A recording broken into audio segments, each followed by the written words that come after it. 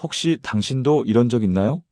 몇 년 전 친구가 무심코 던진 한마디를 그냥 웃어넘겼는데 나중에 생각해보니 그게 내 인생을 바꿀 수 있는 신호였던 것 같은 순간 우연히 본 채용 공고를 나랑은 안 맞아라며 닫아버렸는데 그게 사실 꿈꿔왔던 일로 가는 문이었던 것 같은 순간 우리는 모두 인생의 기회를 기다립니다.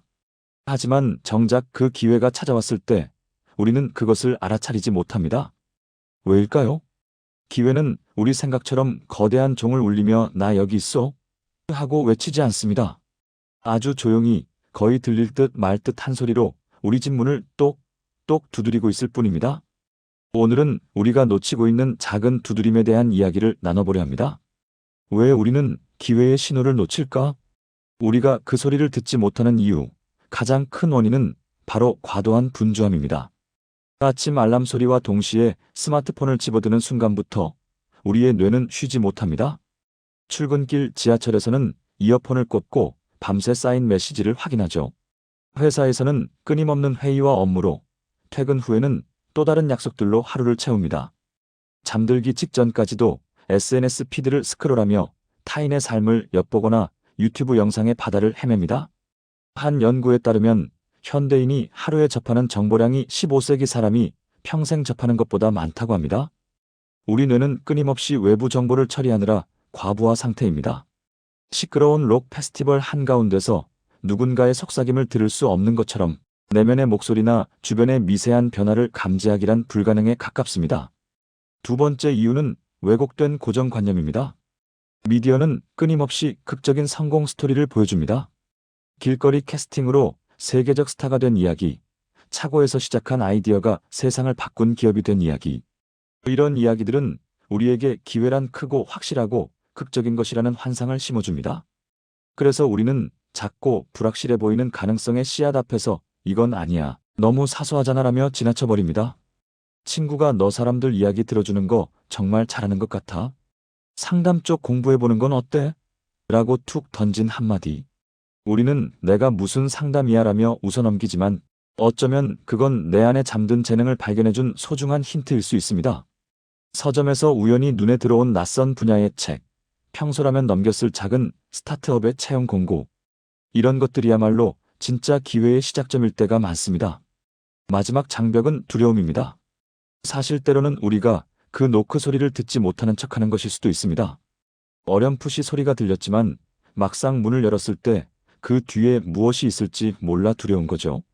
새로운 시작은 설레지만 동시에 익숙한 것들을 떠나야 하는 불편함과 실패에 대한 불안을 동반합니다.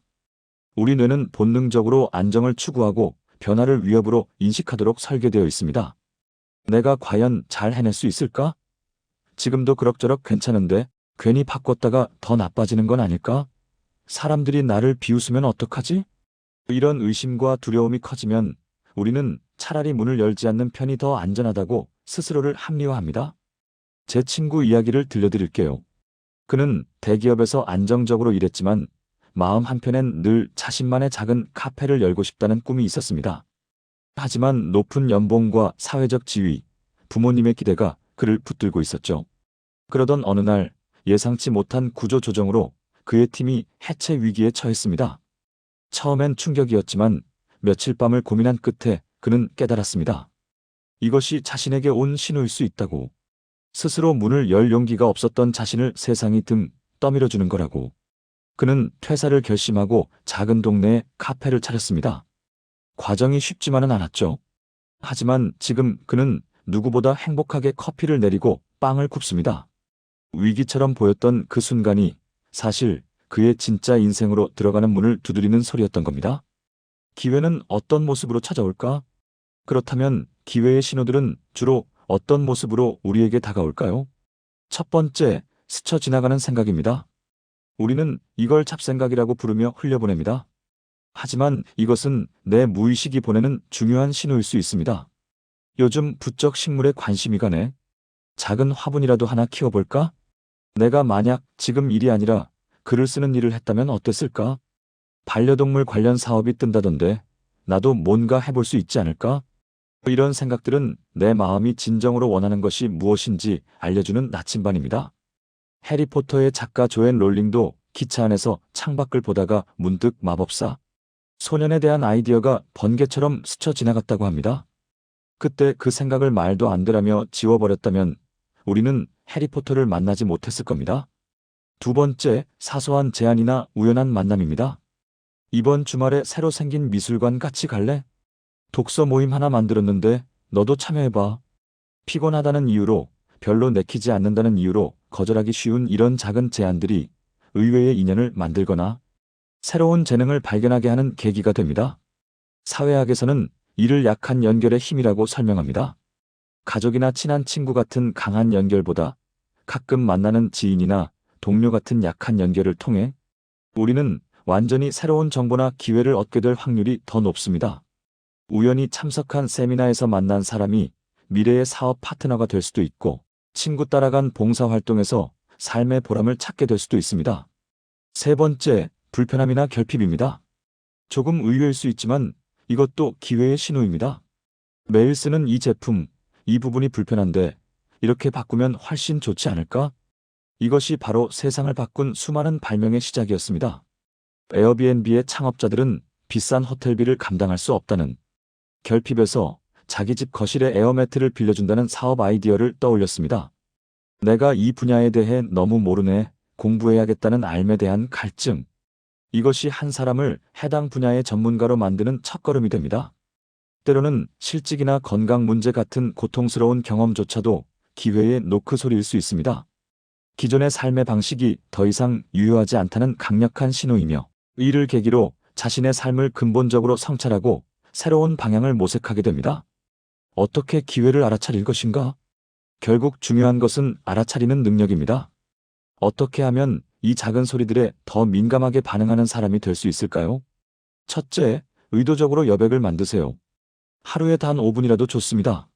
스마트폰을 멀리 두고 잠시 눈을 감고 자신의 호흡에 집중하거나 그저 멍하니 창밖을 바라보는 시간을 가져보세요.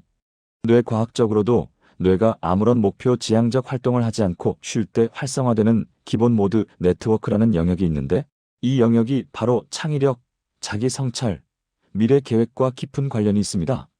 머릿속을 가득 채우고 있던 소음들이 잠잠해지면 그동안 들리지 않았던 내면의 소리나 주변의 작은 변화들이 비로소 들리기 시작합니다. 텅 빈 공간의 소리가 더 잘 울리는 것처럼 우리 마음에 여백이 생겨야 새로운 생각과 기회가 깃들 수 있습니다. 둘째, 호기심의 근육을 키우세요. 아이들을 보세요. 아이들은 모든 것에 왜? 라고 묻습니다. 당연한 것을 당연하게 여기지 않는 순수한 호기심이 가득합니다. 이건 원래 이런 거야 라고 넘어가기 전에 왜 그럴까? 다르게 해보면 어떨까? 라는 질문을 던져보세요.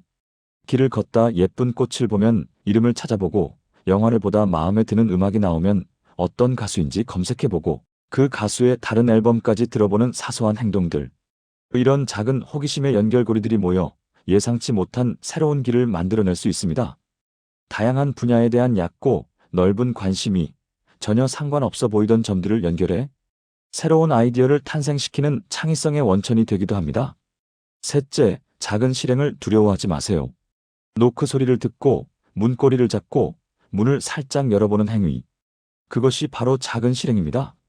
처음부터 문을 활짝 열고 모든 것을 걸 필요는 없습니다. 문틈으로 바깥이 어떤지 살짝 엿보는 것만으로도 충분합니다.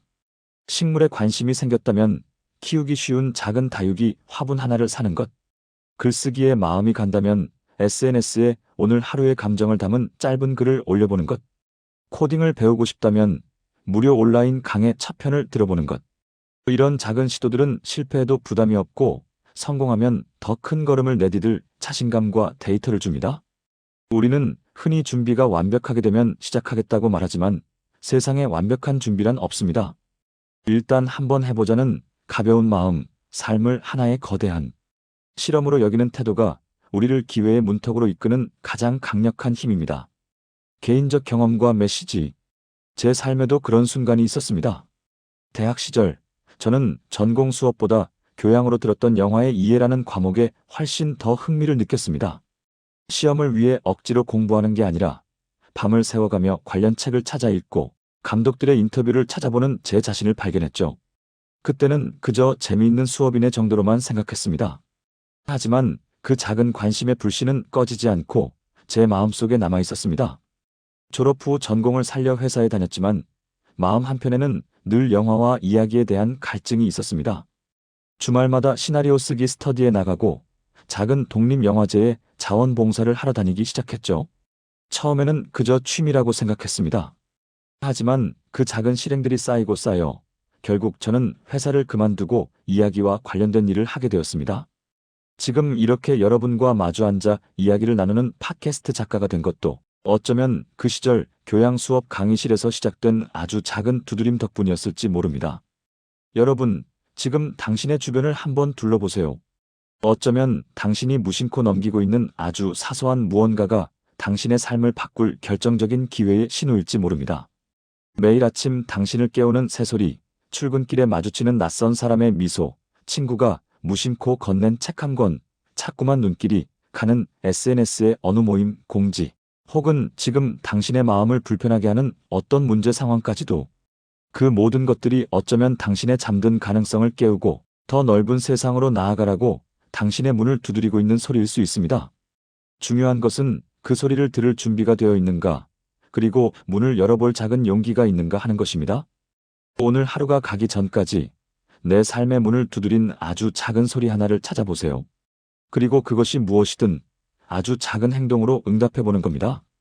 평소와 다른 길로 산책을 해보거나, 궁금했던 분야의 영상을 하나 찾아보거나, 오랫동안 연락하지 않았던 친구에게 안부 문자를 보내보세요. 어떤 거창한 결과를 기대하지는 마세요. 그저 그 작은 노크 소리에 귀 기울여준 당신의 섬세한 마음에 스스로를 칭찬해주면 그걸로 충분합니다. 그런 작은 응답들이 모여 당신의 삶을 분명 더 풍요롭고 흥미로운 방향으로 이끌어줄 테니까요. 늘 분주한 일상 속에서도 잠시 멈춰서서 내 삶에 들려오는 작은 소리들에 귀 기울이는 여러분이 되기를 오늘의 수다방이 온 마음을 다해 응원하겠습니다.